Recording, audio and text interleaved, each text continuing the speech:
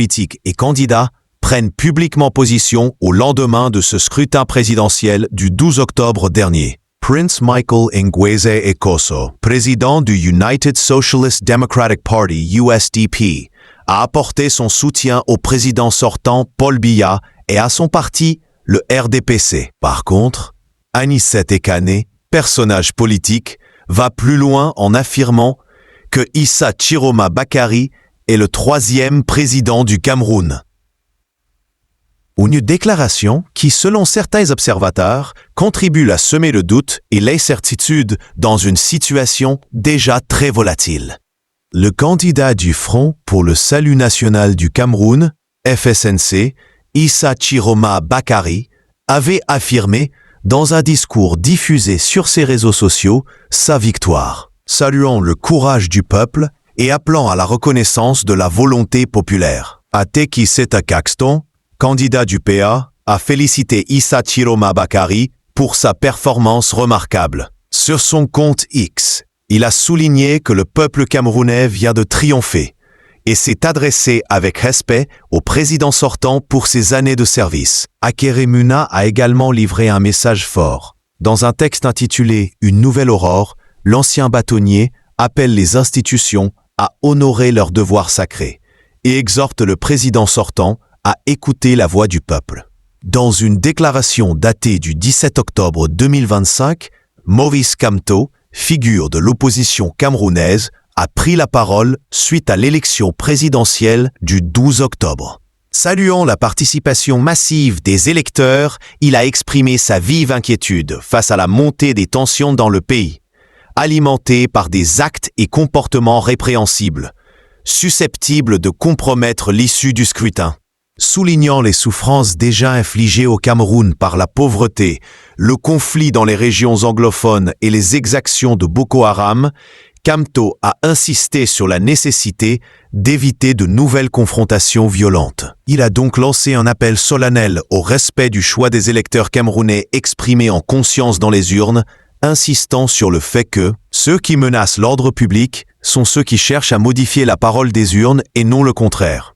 Kamto a conclu en rappelant le caractère sacré de la nation camerounaise, exhortant à ne pas compromettre son avenir par des cycles de violence et de division. La candidature de Maurice Kamto, MRC, avait été écartée par le Conseil constitutionnel. Réagissant à cette sortie de M. Benoît Kamto, le secrétaire général adjoint du RDPC a exprimé sa déception face à l'absence de condamnation ferme de la part de l'opposant, des graves obstacles au processus électoral et des manipulations qui ont conduit aux incidents de Douala et de Tchang. M. Owena, dans son communiqué, invite M. Kamto à cesser de distraire les Camerounais et à déposer un recours s'il conteste les résultats. Ceux qui menacent l'ordre public sont ceux qui cherchent à modifier la parole des urnes et non le contraire. Kamto a conclu en rappelant le caractère sacré de la nation camerounaise, exhortant à ne pas compromettre son avenir par des cycles de violence et de division. La candidature de Maurice Kamto, MRC, avait été écartée par le Conseil constitutionnel. Réagissant à cette sortie de M. Benoît Kamto, le secrétaire général adjoint du RDPC a exprimé sa déception face à l'absence de condamnation ferme de la part de l'opposant, des graves obstacles au processus électoral et des manipulations qui ont conduit aux incidents de Douala et de Tchang. M. Owena, dans son communiqué, invite M. Kamto à cesser de distraire les Camerounais et à déposer un recours s'il conteste les résultats. Que le meilleur gagne, a-t-il déclaré. Il souligne que le processus électoral est désormais derrière et que chacun doit attendre avec sérénité la finalisation des procédures légales. Chacun de nous, en tant que citoyen, a exercé son droit de vote et nous attendons avec impatience, mais sérénité, la finalisation du processus légal en la matière, a-t-il ajouté. Dans un message publié sur sa page Facebook, ce samedi 18 octobre 2025, Issa Chiroma Bakary a lancé un appel vibrant à ses compatriotes, exhortant à l'unité et à la vigilance dans un contexte qu'il décrit comme grave. Chiroma a exprimé sa gratitude envers les ministres et membres du gouvernement qui lui ont témoigné leur soutien, soulignant que l'heure n'est plus au faux-semblant ni au calcul. Il a également remercié certains membres de l'état-major et des forces armées, affirmant qu'ils lui ont fait part de leur volonté de ne pas trahir leur mission première, protéger le peuple. Il a exprimé l'espoir que d'autres les rejoindront. L'ancien ministre a également adressé un message direct aux journalistes. À nos frères et sœurs journalistes, je lance aussi un appel. Ne vous laissez pas transformer en instrument de désinformation au nom de quelques faveurs ou positions. Vous avez une responsabilité immense envers la jeunesse de ce pays. La prudence de certains. D'autres candidats appellent à la prudence et au respect des institutions. Cabral Libby, du PCRN, a exhorté ses sympathisants à la patience et à ne pas céder à la manipulation qui infeste les réseaux sociaux.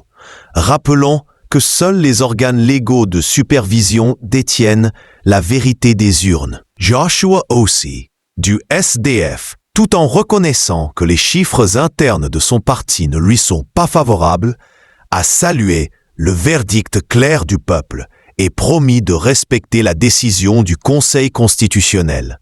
Bello Bouba Maïgari, UNDP, par la voix de son porte-parole, Pierre Flambeau-Ngayap, a invité ses partisans à faire preuve de calme et de maturité, soulignant la présence de ses représentants dans toutes les commissions de supervision.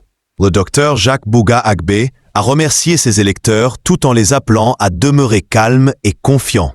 Le gouvernement dénonce et appelle au calme. Dans ce contexte déjà explosif, le ministre de l'administration territoriale, Paul Atangan J, a tenté de discréditer la revendication de victoire d'Issa Chiroma Bakari en citant un parallèle historique avec Ni John Frundi, leader charismatique du SDF, qui avait également revendiqué la victoire en 1992 sans pour autant être reconnu comme tel. Cette comparaison a été vivement critiquée. Certains considèrent que cette déclaration est un manque de respect envers la mémoire de Fruni, qui reste une figure emblématique de la lutte pour la démocratie au Cameroun. Lors des manifestations à Bafoussam et Tchang, les forces de l'ordre sont accusées de réprimer violemment les manifestations. Selon certains témoignages, la gendarmerie dans la région de l'Ouest aurait supervisé les brutalités infligées aux manifestants arrêtés à Djang. De son côté, le colonel commandant de la légion de gendarmerie de cette région aurait qualifié les manifestants arrêtés de voleurs, cherchant ainsi à discréditer leur mouvement. Comment fonctionne la Commission nationale de recensement des votes? Selon le code électoral, la Commission nationale de recensement général des votes dispose de 5 jours pour compiler les procès-verbaux issus des 58 commissions départementales du TI avant la transmission de leurs copies au Conseil constitutionnel.